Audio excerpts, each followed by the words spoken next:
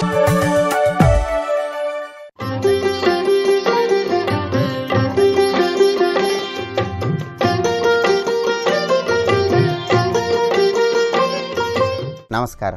ప్రేక్షకులందరికీ శుభోదయం. ఈనాటి శుభయోగం శీర్షికన సోమవారం సందర్భంగా బాణలింగాల విశిష్టత ఏంటో, బాణలింగాలను ఆరాధిస్తే ఎలాంటి సత్ఫలితాలు కలుగుతాయో పరిశీలిద్దాం. బాణలింగాలను గురించి మత్స్యపురాణంలో, హరివంశంలో, భాగవతంలో విశేషంగా వివరించడం జరిగింది. ఈశ్వరుడి ఆరాధనలో బాణలింగాలకు విశేషమైన ప్రాధాన్యత ఉంది. ఈ బాణలింగాలు గంగా, యమున, నర్మద మొదలైనటువంటి పవిత్ర నదీ తీరాల దగ్గర ఎక్కువగా లభిస్తూ ఉంటాయి. ఎక్కువగా మాత్రం బాణలింగాలు నర్మదా నదీ తీరంలోనే లభిస్తూ ఉంటాయి. అందుకే బాణలింగాలను నర్మదా లింగాలు అనే పేరుతో పిలుస్తారు. బాణాసురుడు అనేటటువంటి రాక్షసుడు మహాశివభక్తుడు. బాణాసురుడు పూజించటానికి ఈశ్వరుడు అతడికి సహజంగా ఒక లింగాన్ని అనుగ్రహించాడు. అందువల్ల ఆ లింగానికి బాణలింగము అనే పేరు వచ్చింది. శివుడి యొక్క వాస్తవ రూపమే బాణలింగము అని పురాణాల్లో వివరించడం జరిగింది. సాధారణంగా బాణలింగాలు అనేవి తెల్లగా ఉంటాయి. ఇలా తెల్లగా ఉన్నటువంటి బాణలింగాలను రుద్రలింగాలు అనే పేరుతో పిలుస్తారు. కొన్ని బాణలింగాలు మాత్రం ముదురు ఎరుపు రంగులో, తెలుపు రంగులో, పసుపు రంగులో కూడా లభిస్తూ ఉంటాయి. ఈ బాణలింగాలు అనేవి స్వయంభూలింగాలు. యాజ్ఞవల్క సంహిత అనే గ్రంథంలో బాణలింగాలను నర్మదా నదీ ప్రవాహంలో కొట్టుకు వచ్చే రాళ్లుగా వివరించడం జరిగింది. ఆ రాళ్ళు వాటంతటవే శివలింగ రూపంలో దర్శనమిస్తాయి. అవి బాణలింగానికి ఉన్నటువంటి ప్రత్యేకతగా చెప్పుకోవచ్చు. ఆ రాళ్లలోనే శివుడు నివసిస్తాడని, ఆ విధమైనటువంటి రాళ్లన్నీ కూడా మనకు నదిలో లభిస్తాయని, వాటిని శివాంశలు అనే పేరుతో పిలుస్తారని యాజ్ఞవల్క సంహిత అనే గ్రంథంలో వివరించడం జరిగింది.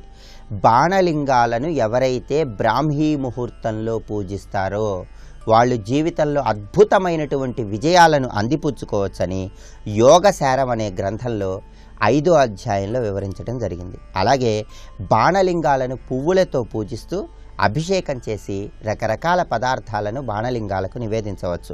అలాగే బాణలింగాలను మనం పరిశీలించినట్లయితే బాణలింగం పైన శంఖం గుర్తు ఉన్నట్లయితే అవి విష్ణువుతో పూజించబడేటటువంటి లింగాలుగా, పద్మం గుర్తు ఉన్నట్లయితే అవి బ్రహ్మతో పూజించబడేటటువంటి లింగాలుగా, ఛత్రం గుర్తు అంటే గొడుగు గుర్తు ఉన్నట్లయితే అవి ఇంద్రుడితో పూజించబడే బాణలింగాలుగా, 2 తలల గుర్తు ఉన్నట్లయితే అగ్నిదేవుడి చేత పూజించబడేటటువంటి బాణలింగాలుగా, 3 పాదాల గుర్తులు బాణలింగం మీద ఉన్నట్లయితే యముడితో పూజించబడే బాణలింగాలుగా, గద గుర్తు బాణలింగాల మీద ఉన్నట్లయితే కుబేరుడితో పూజించబడే శివలింగాలుగా, కలశం గుర్తు బాణలింగాల మీద ఉన్నట్లయితే వరుణుడితో పూజింపబడేవిగా, ధ్వజం గుర్తు బాణలింగాల మీద ఉన్నట్లయితే వాయుదేవుడితో పూజించబడేదిగా మనకి పురాణాలలో వివరించడం జరిగింది. అనగా సమస్త దేవతలు కూడా బాణలింగ స్వరూపంలో ఉన్నటువంటి ఈశ్వరుణ్ణి ఆరాధిస్తారని పురాణాలలో, ప్రమాణ గ్రంథాలలో వివరించడం జరిగింది. యాజ్ఞవల్క సంహిత అనే గ్రంథం ప్రకారం బాణలింగాలు నర్మదా నదీ తీరంలో ఈశ్వరుడు బాణాసురుడికి ఇచ్చినటువంటి వరం వల్ల తయారవుతాయని వివరించడం జరిగింది. నర్మదా నదీ తీరంలో లభించేటటువంటి బాణలింగాలు తేనె రంగులో కానీ, తెలుపు రంగులో కానీ, నీలం రంగులో కానీ, ఆకుపచ్చ రంగులో కానీ ఉంటాయి. సూత సంహిత అనేటటువంటి గ్రంథాన్ని ప్రమాణంగా తీసుకుంటే పద్మం ఆకారంలో పొడవుగా ఉన్నటువంటి బాణలింగాలకు మనం పూజ చేస్తే విశేషమైనటువంటి శుభ ఫలితాలు కలుగుతాయి. సాక్షాత్తు ఈశ్వర స్వరూపమైనటువంటి బాణలింగాన్ని ఎవరైతే ఆరాధన చేస్తారో, అభిషేకం చేస్తారో, పూజిస్తారో వాళ్ళు అఖండ ఐశ్వర్య ప్రాప్తిని, రాజకీయ పురోభివృద్ధిని, చేపట్టిన పనుల్లో చక్కటి విశేషమైనటువంటి అభివృద్ధిని సాధించడానికి ఆస్కారం ఎంతగానో ఉంది. ప్రత్యేకమైన విధి విధానాలను పాటిస్తూ మంత్రోక్తంగా బాణలింగాలను ఆరాధన చేస్తే ఉత్తమ ఫలితాలను అందిపుచ్చుకోవచ్చు. అందువల్ల బాణలింగాలను ఆరాధన చేయండి. ఈశ్వరానుగ్రహానికి ప్రతి ఒక్కరూ సులభంగా పాత్రలకండి. రేపటి శుభయోగం శీర్షికన జ్యేష్ఠ బహుళ ఏకాదశి తిథి సందర్భంగా అంటే అపర ఏకాదశి సందర్భంగా ఎటువంటి విధి విధానాలను పాటించాలో పరిశీలిద్దాం. నమస్కారం.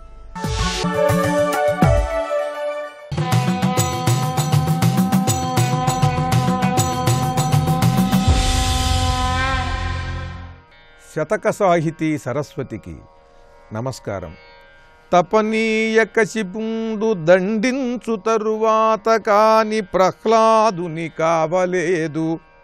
కురురాజు పాంచాలి కొప్పు పట్టి ఇడిపించిన వెంకగాని రక్షింపలేదు. కరిరాజు మొసలి చేకడు కష్టపడిన పిమ్మటగాని వెంచేసి మనుపలేదు. పాండవుల్ బాధల పడిన అనంతరంబునగాని సిరులిచ్చి బ్రోవలేదు. భక్తులిప్పుడు కొన్ని ఆపదల పడక ముందు పోషింపవు అట్లయవు. కొందరికిని మును శిశువు నేడిపింపక ముద్దురాదు. వైరిహరరంభ సింహాద్రి నారసింహ. ఓ నరసింహస్వామి, తపనీయ కశిపుండు దండించు తరువాత కాని ప్రహ్లాదుని కావలేదు. హిరణ్యకశిపుడు ప్రహ్లాదుణ్ణి అనేకానేకమైన బాధలు పెట్టాడు.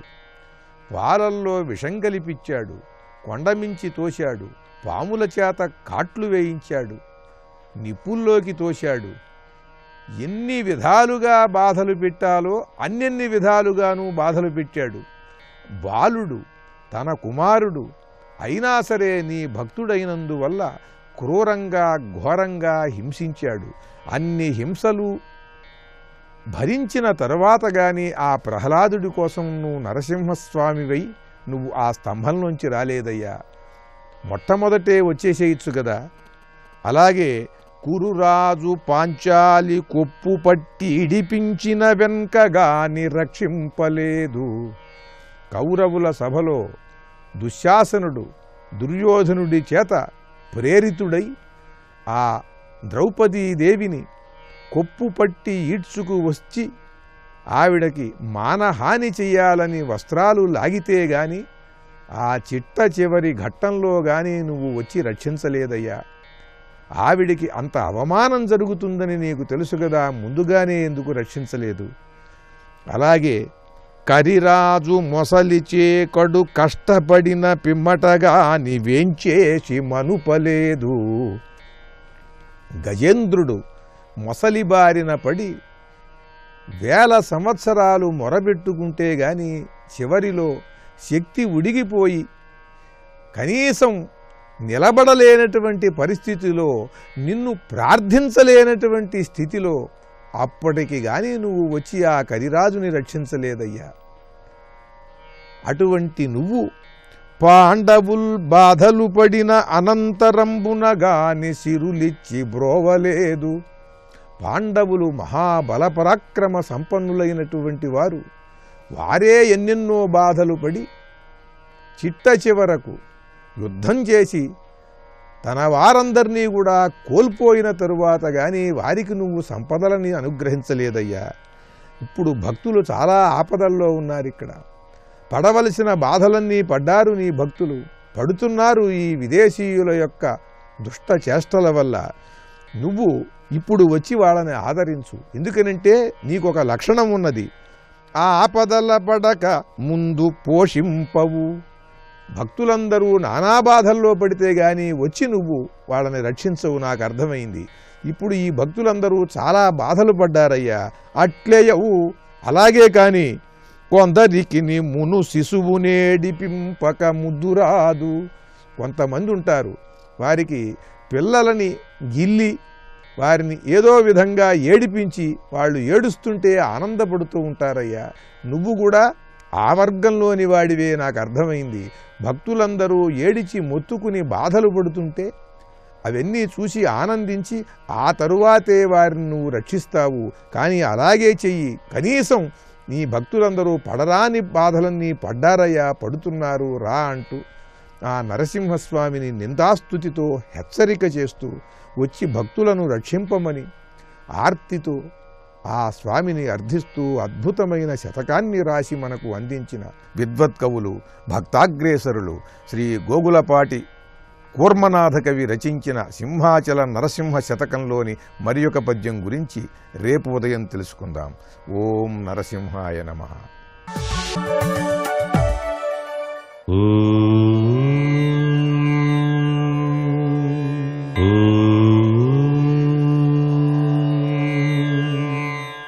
ఓం నమో నారాయణాయ. ఓం నమః శివాయ. శ్రీమాత్రే నమః. సోమవారం నాడు పరమేశ్వరుడు ఆరోగ్యప్రదాతగా మనం ఆరాధన చేయటం సర్వే సర్వత్రా కూడాను శుభదాయకవంతమైన ప్రభావాన్ని ప్రసాదింపజేస్తుంది. ఆరోగ్యతత్వంలో విపత్కరమైనటువంటి పరిస్థితులు ఏర్పడ్డప్పుడు పరమేశ్వరుణ్ణి నువ్వుల నూనెతో కూడా అభిషేకం చేస్తారు.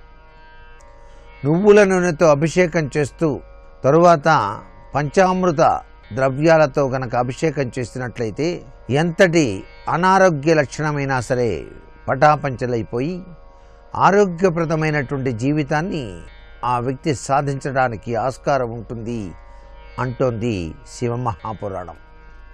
ఇంతటి మహిమాన్వితమైనటువంటి ఆ మంత్రం వెనకాల తగిన పరమార్థం ఏమిటి అంటే, శివుడు మహామృత్యుంజయుడు. ఆయన ఆయుష్ లేనటువంటి వారికి కూడా ఆయుష్ను ప్రసాదించిన అమృతమూర్తి. అందుకే ఆయన్ని కాలం కానీ అలాగే కామం కానీ ఏమీ చేయలేకపోయాయి. కాలం అంటే యమధర్మరాజు, కామం అంటే మన్మధుడు. ఈ ఇరువురిని కూడా జయించిన అమృతమూర్తి కాబట్టే ఆయన నీలకంఠ మృత్యుంజయ పాహిమాం పాహిమాం అంటూ మనం శరణు వేడుతూ ఉన్నాం. ఏ వ్యక్తి అయితే ఆరోగ్యం కోసం మృత్యుంజయ మంత్రాన్ని ధ్యానం చేస్తాడో ఆ వ్యక్తికి పరిపూర్ణవంతమైనటువంటి ఆయుష్ పెరుగుతుంది, ఆరోగ్యం చేకూరుతుంది అని శాస్త్రవచనం. ఓం త్రయంబకం యజామహే సుగంధిం పుష్టివర్ధనం ఉర్వారుకమేవ బంధనాత్ మృత్యోర్ముక్షీయమామృతాత్ అని అర్థం. పండిన దోసపండు తన తీగ నుంచి ఏ విధంగా దానంతట అదే ఊడిపోతుందో అలాగే ఈ మానవ శరీరంలోని ఆత్మ కూడా ఆ యొక్క దోసపండులా ఈ శరీరాన్ని వదిలి వెళ్ళాలి చివరి క్షణంలో అని చెప్పేసి శాస్త్రం. భారతీయ సనాతన సంస్కృతి సంప్రదాయంలో శివలీలామృత తత్వంలో వీటి యొక్క విశిష్ట తత్వ లక్షణాలని గురించి వివరించడం జరిగింది. అందుకే పరమేశ్వరుడు మృత్యుంజయుడు. ఆయన ఈ లోకాన్నంతా సృష్టించి ఎవరికి ఎప్పుడు ఏ విధమైనటువంటి తీరుతన్నులు జరగాలో నిర్దేశించే అమృతమూర్తి. ఓం నమః శివాయ. సర్వే జనా సుఖినో భవంతు.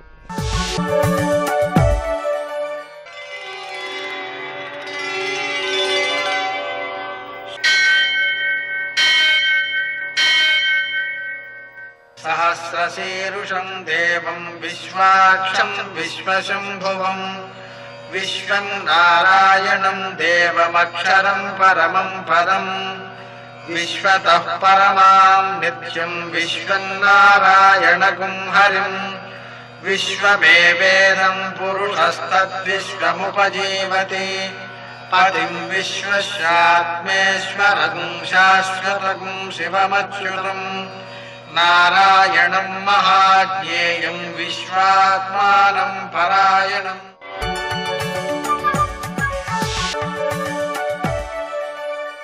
సూర్యశౌర్యమథేందురింద్రపదవీ సన్మంగళం మంగళం.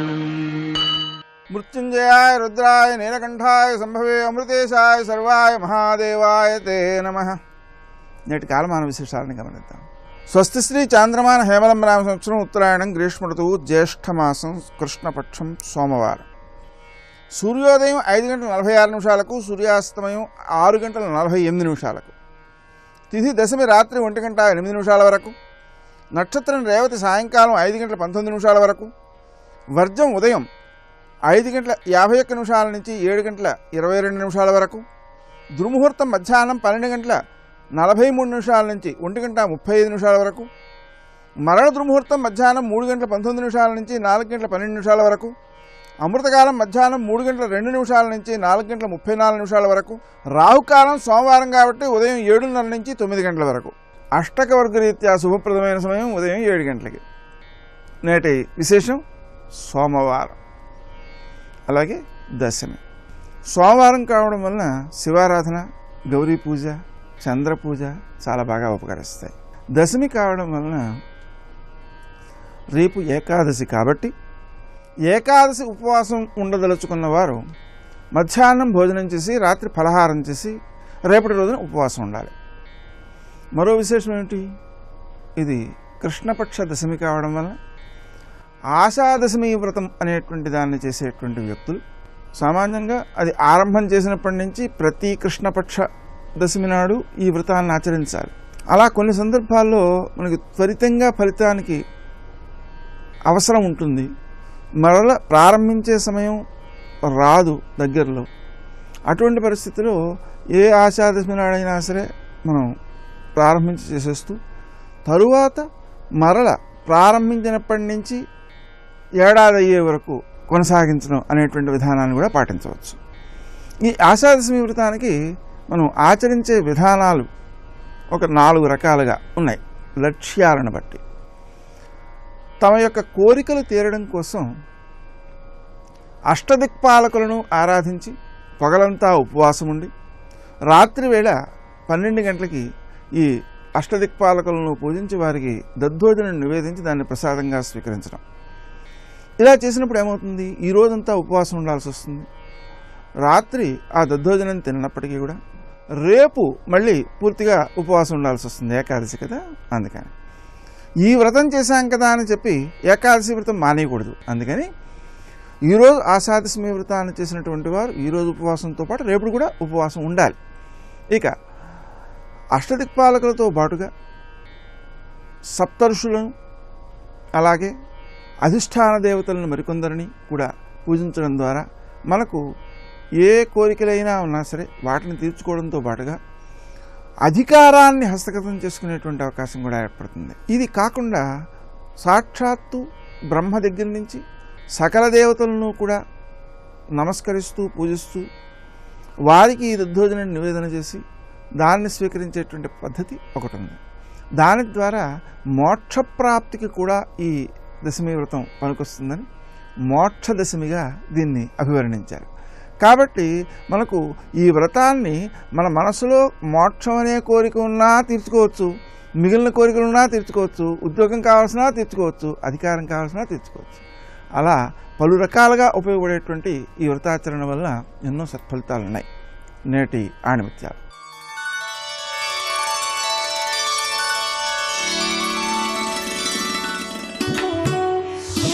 సామాన్యంగా జనం విశ్వసించే భగవద్రూపాలను కేవలం మనోకల్పితాలని కొందరు నిరసిస్తారు. కానీ ఈ జగత్తును సృష్టించే నియమించే ఒకానొక దివ్యశక్తి ఉందని అందరూ విశ్వసించాలి.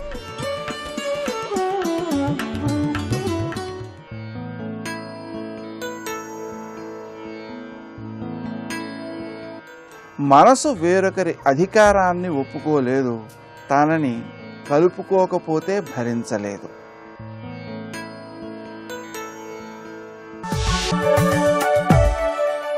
ప్రాతస్మరామి లలితావదనారవిందం బింబాధరం పృథులమౌక్తికశోభినాసం ఆకర్ణదీర్ఘనయనం మణికుండలాఢ్యం మందస్మితం మృదుమదోజ్వల భారదేశం. స్థూల సూక్ష్మ కారణ భేదము జరిగితేనే కానీ ఆ స్థితి రాదు.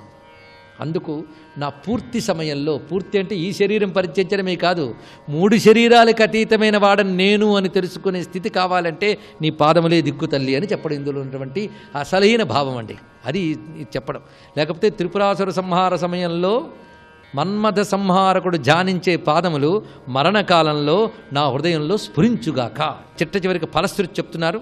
ఇదం యక్కామాక్షాశ్చరణ నలిన స్తోత్ర శతకం జపే నిత్యం భక్త్యా నిఖిల జగదాహ్లాదజనకం. ఎవరైతే ఈ శతకాన్ని నిత్యం పఠిస్తారో, ఎలాగో భక్తితో పఠించాలట, జపే నిత్యం. ఇది పఠించమని ఇంకా జపించాలన్నాడు.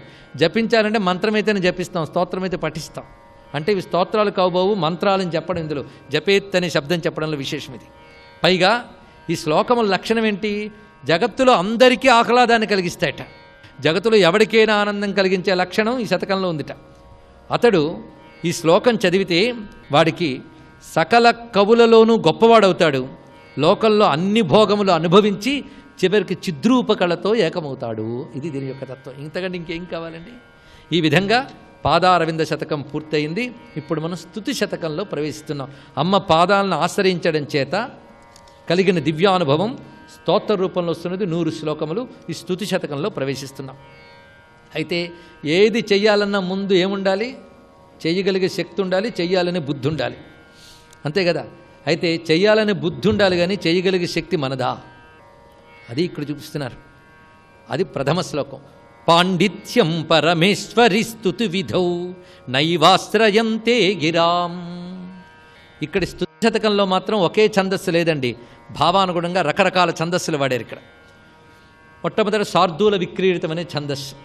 పాండిత్యం పరమేశ్వరి స్తుతి విధౌ నైవాశ్రయంతే గిరాం వైరించాన్యపి గుంఫనాని విగలద్గర్వాణి శర్వాణి తే స్తోతుం త్వాం పరిపుల్ల నీలనలిన శ్యామాక్షి కామాక్షి మాం వాచాలీకురుతే తథాపి నితరాం త్వత్పాదసేవాదరః. ఇక్కడ మొదటి శతకానికి తర్వాత శతకాన్ని లింక్ ఇస్తున్నాడు. ఇక్కడ అమ్మా నిన్ను స్తోత్రం చేయాలంటే బ్రహ్మదేవుడి వల్ల కూడా వల్ల కాదు అన్నాడు. బ్రహ్మదేవుడి వల్ల కాదని ఎందుకన్నారండి? స్తోత్రం అంటూ చేయాలంటే అమ్మవారిని మామూలు వాక్కులు చాలం, దానికి కావలసినవి మంత్రవాక్కులు కావాలి. మంత్రవాక్కులు అంటే వేదమే మంత్రవాక్కులు, అది మానవ సృష్టి కాదు కదా, అపౌరుషేయం కదా. అలాంటి అపౌరుషేయమైన వేదవాక్కులు మాత్రమే నేను స్తుతించగలం. ఈ వేదములు ఎవరికి అధీనంలో ఉన్నాయి? మొత్తం 4 వేదాలు బ్రహ్మగారికి అధీనంలో ఉన్నాయి.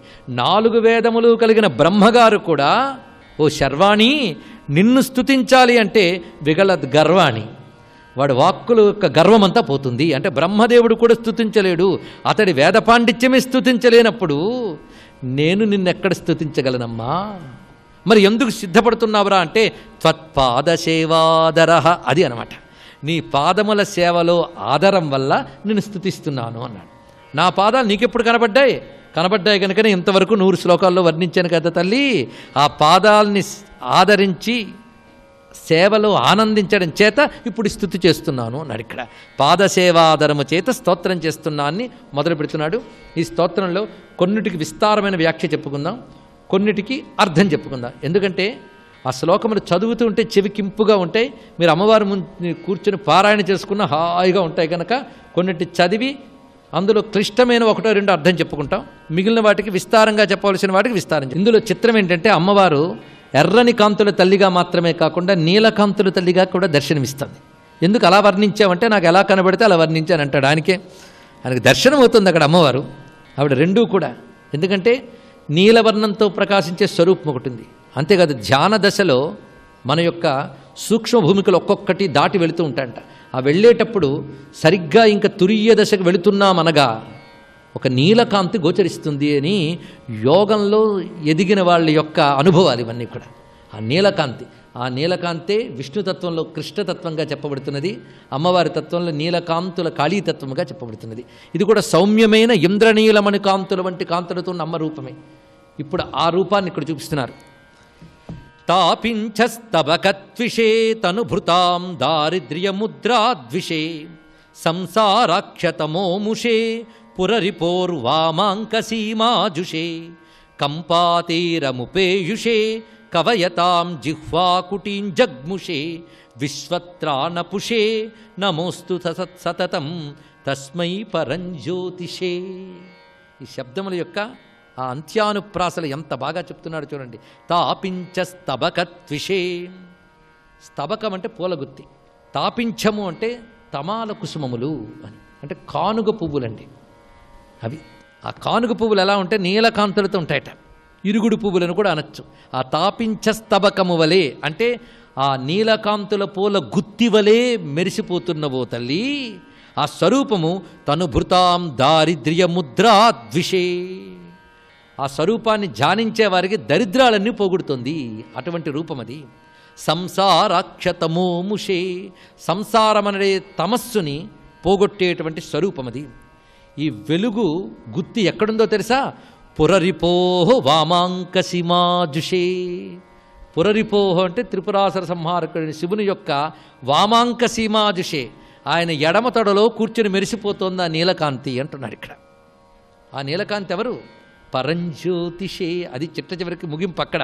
ఆ పరంజ్యోతి కానుగ పూల గుత్తుల వలె ఉన్నది, దారిద్ర్యమును తొలగిస్తున్నది, తమస్సును నశింపజేస్తున్నది, శివుని ఒళ్ళో వెలిగిపోతోంది దీపంలాగా. కంపాతీరము పేయుషే, కంపానదీ తీరంలో ప్రకాశిస్తున్నది.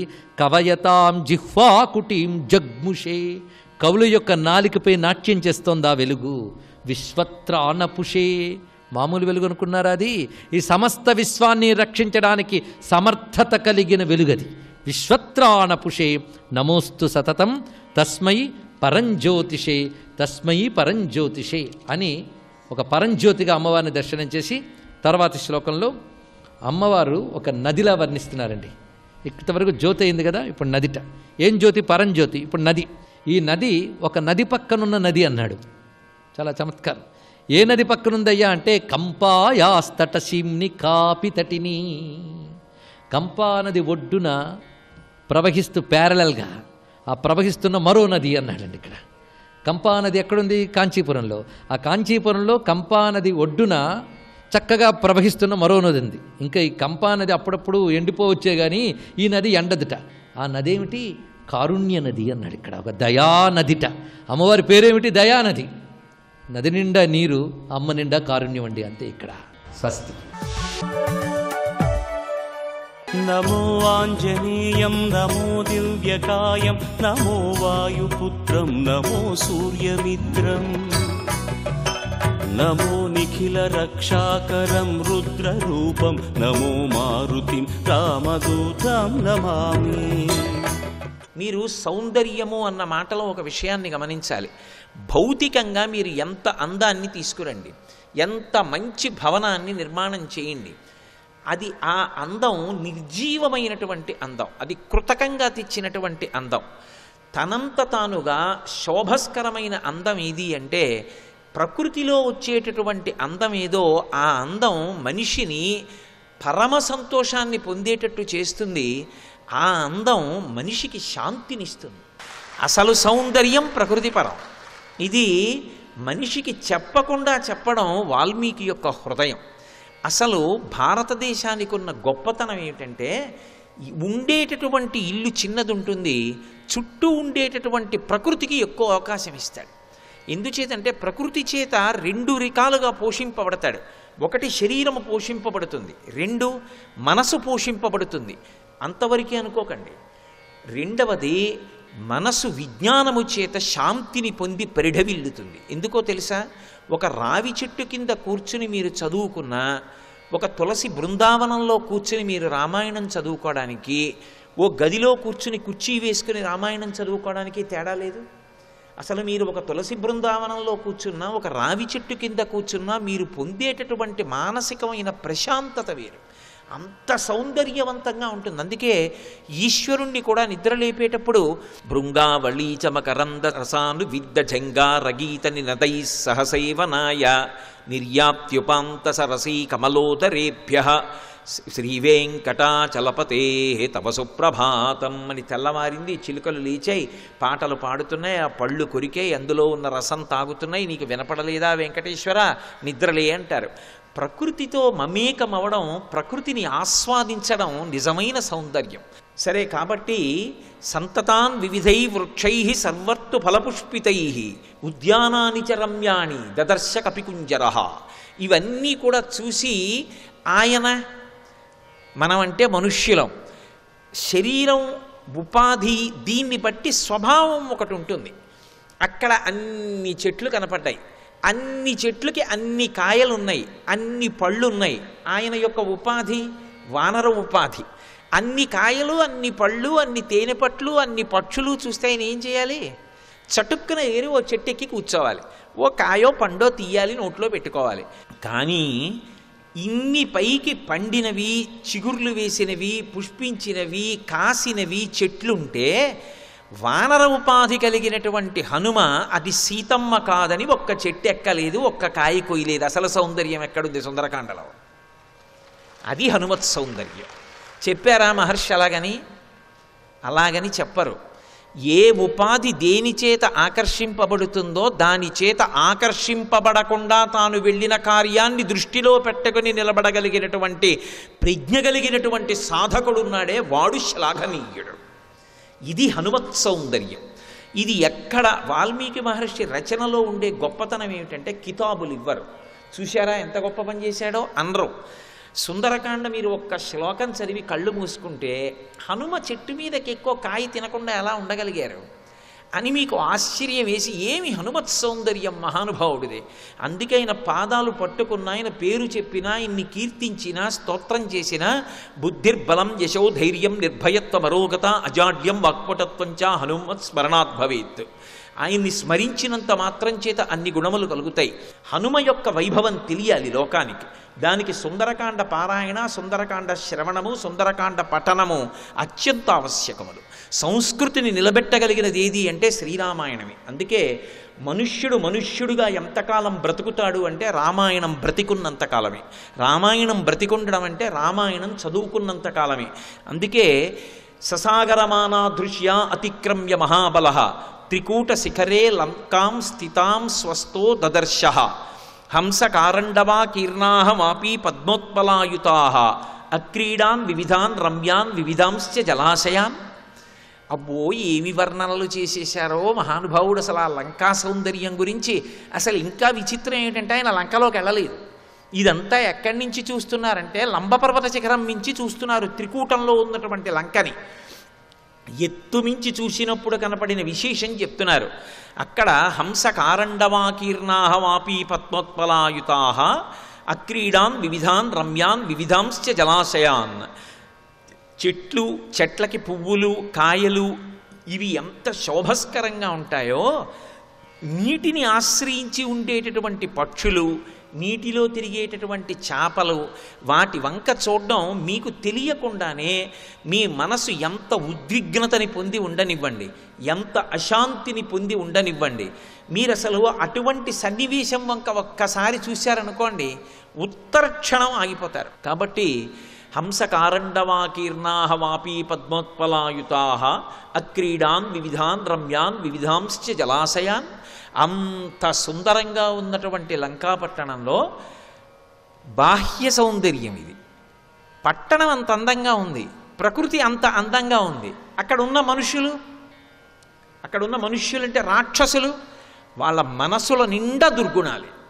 వాళ్ళల్లో ఈ పక్షుల అందం కానీ, చెట్టు అందం కానీ, చెట్టు యొక్క పువ్వుల అందం కానీ, అక్కడ జలాశయం అందం కానీ రాక్షసుల మనసులలో మాత్రం ఉండవు.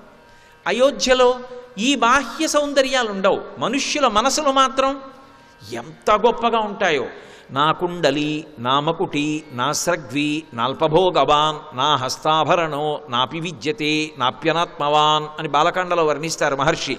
అక్కడ చేతికి కంకణం లేనివాడు ఉండడు, మెడలో పూలదండ వేసుకోనివాడు ఉండడు, ఉన్నదానితో తృప్తి తప్ప అసంతృప్తి ఉన్నవాడు ఉండడు, ఇంటికి అతిథిని పిలిచి అన్నం పెట్టనివాడు ఉండడు.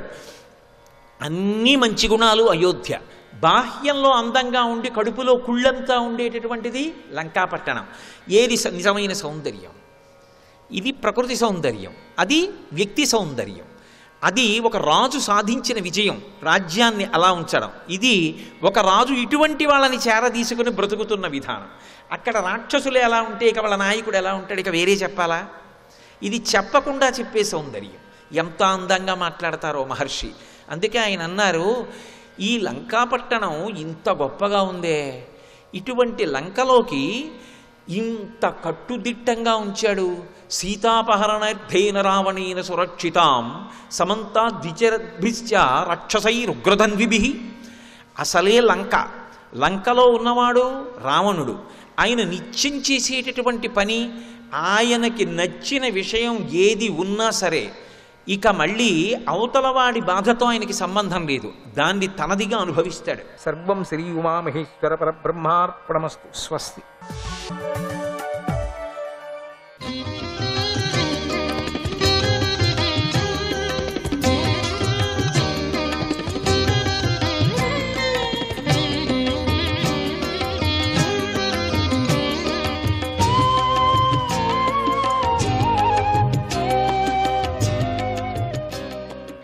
నారాయణాయ నమః. చాలా కాలానికి వచ్చిన శ్రీరాముణ్ణి చూసి ఉత్తర కోశల దేశ ప్రజలు ఎంతగానో ఆనందించారు. తమ ఉత్తరీయాలను విసురుతూ, పుష్పాలను చల్లుతూ నాట్యం చేశారు. భరతుడు పాదుకులను పట్టుకొన్నాడు. విభీషణుడు, సుగ్రీవుడు వింజామరలను వీచాడు. వాయుపుత్రుడైన హనుమంతుడు తెల్లని గొడుగును పట్టుకున్నాడు. శత్రుఘ్నుడు ధనస్సును, అమ్ముల పొదలను పట్టుకున్నాడు. సీతాదేవి తీర్థ జలంతో నిండిన కమండలాన్ని పట్టుకున్నది. అంగదుడు కత్తిని, జాంబవంతుడు బంగారు డాలను పట్టుకున్నారు. పుష్ప విమానంలో భగవంతుడైన శ్రీరాముణ్ణి పరిచారికలందరూ చుట్టుముట్టు సేవిస్తూ ఉండగా స్తోత్ర పాఠకులు స్తోత్రాలను పలికారు. అప్పుడు ఆయన ఉదయించిన చంద్రుడు గ్రహాలతో ప్రకాశించినట్లుగా వారందరితో కలిసి ప్రకాశించాడు. శ్రీరాముడు సోదరులతో అభినందించబడుతూ ఉత్సాహంతో విరాజిల్లుతున్నటువంటి అయోధ్య నగరంలోకి ప్రవేశించి ఆ ఉత్సవంలో తాను కూడా ప్రవేశించి రాజభవనానికి వెళ్ళాడు.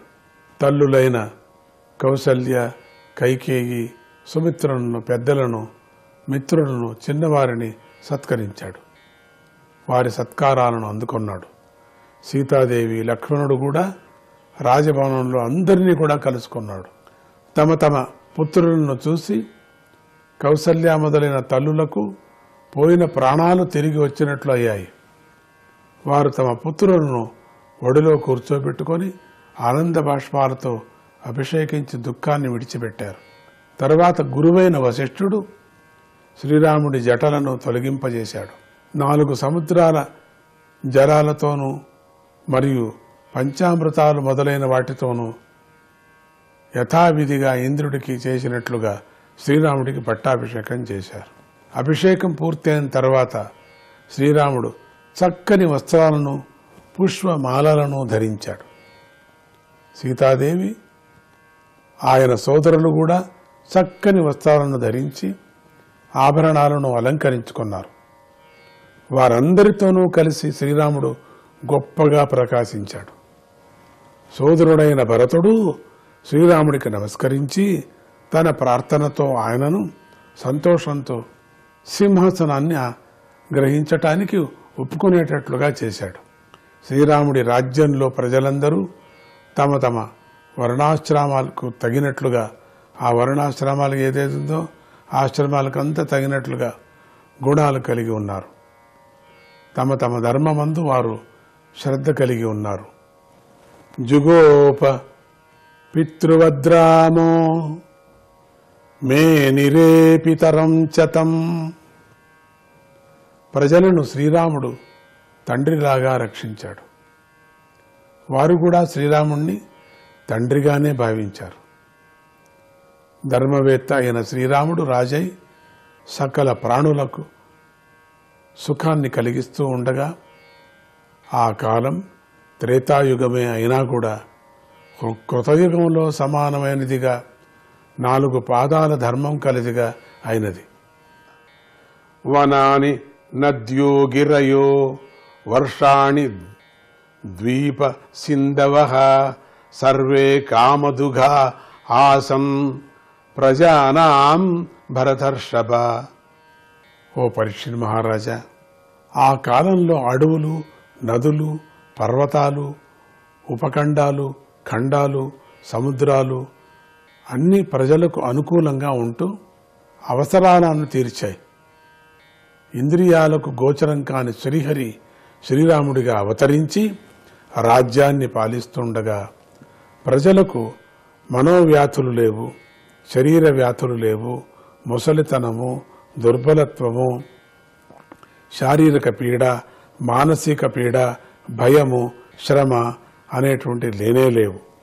ఇంతేకాదు ప్రజలకు తాము కోరినప్పుడు మాత్రమే మృత్యు వచ్చేది. అంతవరకు మృత్యు వచ్చేది కూడా కాదు. శ్రీరాముడు తన జీవితంలో ఏకపత్ని వ్రతాన్ని పాటించాడు. ఆయన రాజఋషుల వంటి నడవడిక కలిగి పవిత్రమైన ఆచరణ కలిగి ఉన్నాడు. గృహస్థ ధర్మాలను తాను స్వయంగా ఆచరిస్తూ ప్రజలకు ఆదర్శంగా నిలిచాడు. పతివ్రత అయిన సీతాదేవి ప్రేమతోనూ సేవతోనూ మంచి శీలంతోనూ బిడియంతోనూ భర్త అయిన శ్రీరాముడి మనస్సును దోచుకున్నది. ఆమె తన బుద్ధిశక్తితో శ్రీరాముడి మనస్సులోని భావాన్ని తెలుసుకుంటూ వినయంతో శ్రద్ధగా శ్రీరాముడిని సేవించింది. ఇదే భాగవతంలో ఉన్న గొప్పతనం. ఈ 9వ స్కందంలో ఈ 10వ అధ్యాయాన్ని వినిన, చదివిన, రామాయణం పారాయణం చేసిన పుణ్యం లభిస్తుంది. రామాయణానికి పౌలస్యవధ, సీతాచరితం అనే పేర్లు కూడా ఉన్నాయి. అందువల్ల చాలా బుద్ధివంతుడైన వ్యాస మహర్షి రావణవధను విశేషంగా చెప్పి ఈ అధ్యాయాన్ని సీతాదేవి వర్ణనతో అందంగా ముగించారు. ఇంతటితో 9వ స్కందంలోని 10వ అధ్యాయం సమాప్తము. ఇక 11వ అధ్యాయం. ఈ అధ్యాయంలో ఉత్తర రామచరితము చెప్పబడింది. శుకమహర్షి ఇలా చెప్పసాగాడు. భగవంతుడైన శ్రీరాముడు ఆచార్యులను ఎదుట ఉంచుకొని ఉత్తమమైన యజ్ఞాలను చేశాడు. సర్వదేవమయం దేవం ఈజ ఆచార్యవాన్మఖై, తానే అయి ఉన్న సకల దేవతా స్వరూపుడగు దేవుణ్ణి తానే ఆరాధించాడు. ఆ శ్రీరామచంద్ర ప్రభువు హోతకు తూర్పు దిక్కును ఇచ్చాడు. దక్షిణ దిక్కును యజ్ఞం బాగా సాగేలా నడిపేవాడు. బ్రహ్మకు ఇచ్చాడు. అధ్వర్యుడికి పడమర దిక్కును ఇచ్చాడు. సామగానం చేసే ఉద్గాతకు ఉత్తర దిక్కునుగా దానం చేశాడు. శ్రీరాముడికి ఎటువంటి కోరికలు లేవు. కనుకనే ఈ భూమినంతటినీ పొందటానికి వేదవేత్త ఒక్కడే తగినవాడు అని ఆయన భావించాడు. అందుచేత ఆ 4 దిక్కుల మధ్యలో మిగిలి ఉన్న భూమిని ఆయన ఆచార్యుడికి ఇచ్చాడు. ఇలా తమకు గల సంపదనంతా ఇచ్చి ఆయన పూర్తిగా విచ్చేయటంతో శ్రీరాముడు కేవలం కట్టుబట్టలతోనూ అలంకారంతోనూ అంతతోటతో మిగిలాడంతే. అలాగే మహారాణి అయిన సీతాదేవి కూడా మంగళసూత్రము, ముక్కు పుడక మొదలైన ముఖ్యమైన ఆభరణాలు కట్టుకున్న బట్టలతో మాత్రమే మిగిలి ఉంది. వీళ్ళ రూపం చూసారా? జగన్మాత అయినటువంటి లక్ష్మీదేవి కట్టుగుడ్డలతో ఒక ముక్కు పడకతో నిలిచిపడేది. వేదవేత్తలను దైవంగా భావించే శ్రీరాముని సత్పురుషులు కీర్తించారు. ఆయన ప్రేమను చూసిన ఋత్వికుల హృదయాలు ప్రేమతో పొంగిపోయాయి. అందుచేత వారు శ్రీరాముడు తమకిచ్చిన భూమిని మళ్లీ ఆయనకే ఇచ్చి ఇలా అన్నారు: ఓ భగవంతుడా, నువ్వే జగన్నాథుడవు. మాకు నువ్వు ఇవ్వనిది అంటూ ఏదీ లేదు. అన్నీ ఇచ్చావు. ఎందుకంటే నువ్వు మా హృదయాల లోపలికి ప్రవేశించి చీకటిని, అజ్ఞానాన్ని పోగొడుతున్నావు. నమో బ్రహ్మణ్యదేవాయ రామాయ కుంఠమేధసే, రామాయ కుంఠమేధసే ఉత్తమ శ్లోక దుర్యాయ న్యస్తదండార్చి తాంగ్రయే సంఘర్షణాయ నమః, వామదేవాయ నమః, నారాయణాయ నమః.